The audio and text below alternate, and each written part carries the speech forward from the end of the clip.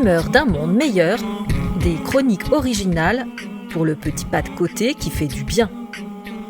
Texte et narration Yoeva Gemelgo, sur une musique originale de Pierrot Benoît, mixage Bruno Benoît. Humeur d'un monde meilleur, épisode 12. À l'heure où volent les pavés, les boues et le fumier, les fleurs continuent de sentir bon. Leurs petites voix suffiront-elles à donner une petite claque aux mauvaises odeurs du mécontentement?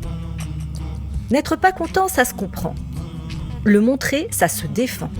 Se faire entendre, c'est désespérant. Alors, aujourd'hui, penchons-nous vers les fleurs pour nous mettre du baume au cœur. La plus commune des fleurs pense toujours qu'il n'existe pas de mauvaises herbes. Pour elle, la nature s'y connaît mieux que personne. Elle cherche toujours l'équilibre et l'harmonie. Les fleurs ne se crêpent pas le chignon. Elles appellent dans leur grand nombre la diversité. Elles ne se braquent pas les unes contre les autres. Elles trouvent toujours un terrain d'entente. Leurs floraisons s'enchaînent au fil des saisons, comme des perles sur un collier pour offrir à la nature sa plus belle parure. Les fleurs, ça parfume le monde. Elles sont souvent senteurs exquises et quand certaines se parent d'une nauséabonde odeur, c'est pour éloigner quelques prédateurs. J'ouvre grand mes narines. Un arôme puissant vient couvrir les reflux d'un monde en décomposition. Je sens l'air s'embaumer du rameau d'olivier de la colombe. Les fleurs, ça fait du bien au cœur.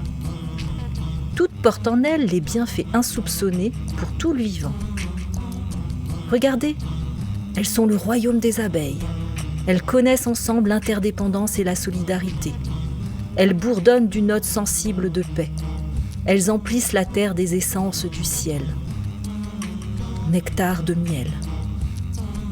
Face au crachat du réel, l'espiègle Maya, l'abeille, me chuchote à l'oreille que je devrais, comme elle, bien plus souvent poser des questions qui dérangent les grands. Joue un peu plus de ton impertinence. Ose l'insolence, un peu plus souvent quand même.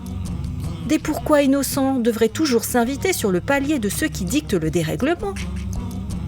Souviens-toi quand tu étais enfant et que tu posais des pourquoi à tout va.